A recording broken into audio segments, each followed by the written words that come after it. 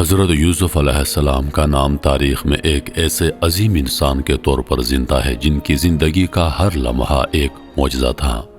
ان کا حسن، علم اور تقوی ایک ساتھ ایسی طاقت بن گئے تھے جس کو جھٹلایا نہیں جا سکتا۔ حضرت یوسف علیہ السلام کا حسن اللہ کی طرف سے عطا کردہ ایک عظیم نعمت تھا جو نہ صرف ظاہری طور پر بے مثال تھا بلکہ ان کی شخصیت کی گہرائیوں میں بھی حسن کی جھلک تھی۔ ان کا جمال اتنا دلکش تھا کہ جو بھی ان کو دیکھتا وہ ان میں گم ہو جاتا۔ حضرت یوسف علیہ السلام کا حسن ایک معجزہ تھا جسے اللہ نے اپنی حکمت سے دنیا کو دکھایا۔ ان کے حسن کا اثر اتنا طاقتور تھا کہ ہر کوئی ان کی جانب مائل ہو جاتا، چاہے وہ مصر کی زلیخا ہو یا قید خانے میں موجود قیدی۔ یوسف علیہ السلام کا حسن نہ صرف ان کی شکل و صورت میں تھا بلکہ ان کے کردار اور تقوی میں بھی تھا جو ان کے جمال کو اور زیادہ نکھارتا تھا۔ یوسف علیہ السلام کی پیدائش ایک خاص معجزہ تھی کیونکہ ان کی والدہ حضرت راحیل کو طویل عرصے تک اولاد نہیں ہوئی تھی۔ یعقوب علیہ السلام کی دعاؤں اور اللہ کی مشیت سے حضرت یوسف علیہ السلام کی ولادت ہوئی۔ یوسف علیہ السلام کا آنا یعقوب علیہ السلام اور ان کی بیوی کے لیے خوشی کا باعث تھا کیونکہ وہ ایک بہت طویل وقت سے اولاد کی نعمت کے منتظر تھے۔ یوسف علیہ السلام کی پیدائش نے یعقوب علیہ السلام کی زندگی میں نئی روشنی ڈالی اور ان کے دل میں محبت کی ایک خاص شدت پیدا ہوئی۔ ان کی ولادت کے ساتھ ہی اللہ کی رحمت اور فضل کا ظہور ہوا جو خاندان یعقوب کے لیے ایک عظیم نعمت ثابت ہوا۔ یوسف علیہ السلام کا حسن اور ان کے خواب نے ان کے بھائیوں کے دلوں میں حسد اور جلن پیدا کر دی تھی۔ وہ ان کی خوبصورتی اور عظمت سے اتنے پریشان ہوئے کہ انہوں نے انہیں کنویں میں پھینک دیا تاکہ ان کا راستہ روک سکیں، لیکن وہ نہیں جانتے تھے کہ جس حسن کو وہ کمزور سمجھ رہے تھے وہ حسن اللہ کی قدرت کا ایک نشان تھا۔ کون جانتا تھا کہ وہ حسن کا بادشاہ ایک دن اس کنویں سے نکل کر مصر کا عظیم بادشاہ بنے گا۔ یوسف علیہ السلام کا یہ سفر اللہ کی حکمت اور تقدیر کا مظہر تھا جو ظاہر کرتا ہے کہ اللہ کی مرضی کے سامنے انسان کی تدبیریں بے اثر ہو جاتی ہیں۔ اللہ تعالیٰ نے اپنی حکمت سے پوری کائنات میں حسن کے 4 حصے تقسیم کیے جن میں سے ایک مکمل حصہ یوسف علیہ السلام کو عطا کیا۔ اس حسن کا کوئی مقابلہ نہیں تھا، یہ ایسا جمال تھا جس کی مثال قرآن مجید میں ملتی ہے۔ یوسف علیہ السلام کا حسن نہ صرف ظاہری تھا بلکہ ان کی شخصیت کی خوبصورتی بھی ان کے جمال کا حصہ تھی۔ اللہ نے ان کے چہرے میں وہ کشش رکھی تھی کہ جو بھی ان کو دیکھتا وہ ان میں کھو جاتا۔ ان کی ہر خصوصیت میں ایک دلکشی تھی جو لوگوں کے دلوں میں بس جاتی۔ ان کا جمال ایک معجزہ تھا جو کسی بھی انسان کے ذہن میں ایک گہرا تاثر چھوڑ دیتا تھا۔ جب یوسف علیہ السلام کا چہرہ ظاہر ہوتا تو ان کی خوبصورتی کی شدت لوگوں کو بے خود کر دیتی۔ ان کے حسن کا یہ حصہ صرف ان تک محدود نہیں تھا بلکہ اللہ نے اس حسن کے ذریعے انسانوں کو اپنی قدرت کا نظارہ دکھایا۔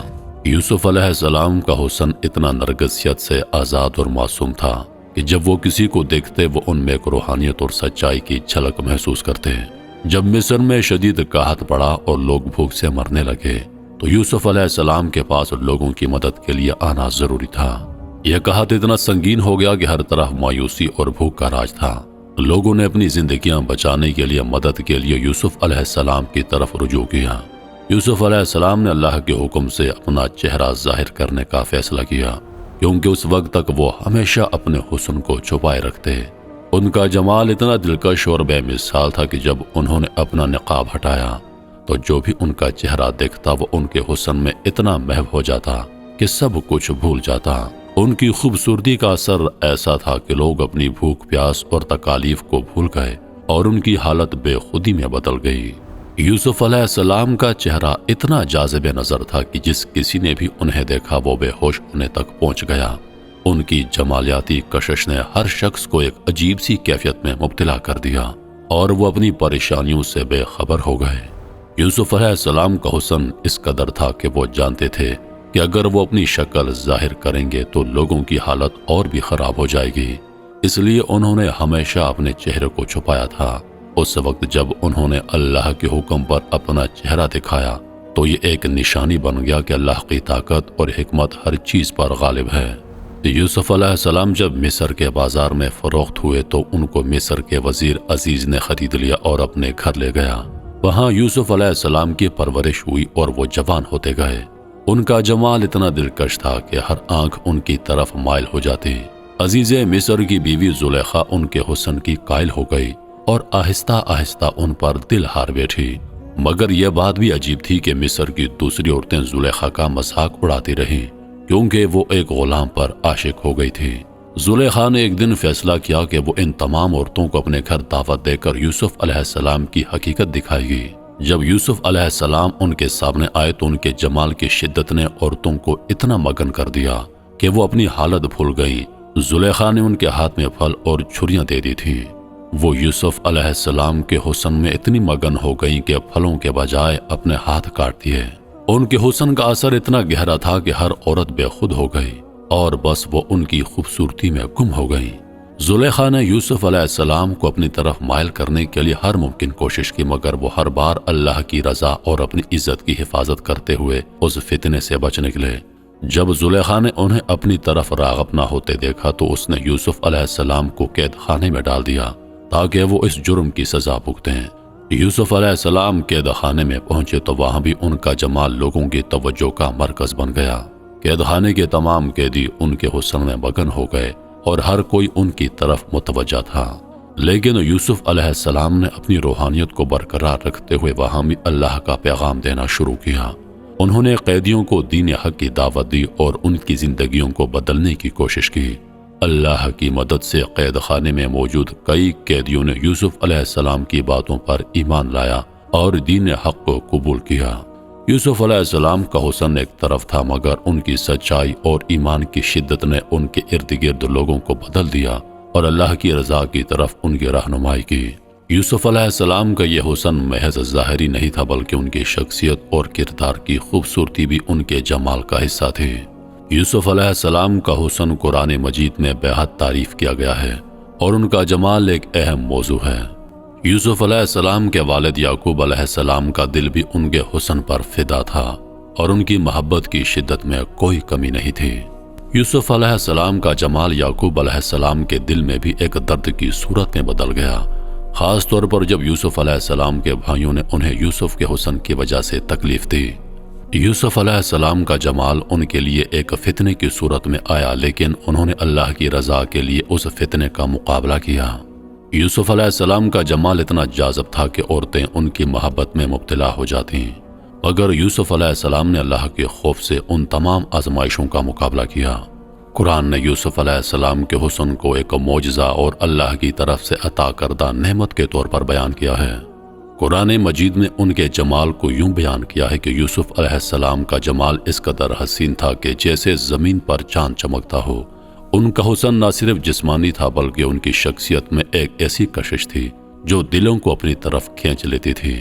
یوسف علیہ السلام کا جمال ہر ایک کے دل میں گہرا اثر چھوڑتا تھا، چاہے وہ خواتین ہوں یا بادشاہ۔ یہ حسن اللہ کی جانب سے ایک خاص نعمت تھا جو انہیں ان کے پیغام کے کامیاب ہونے کے لیے عطا کیا گیا تھا۔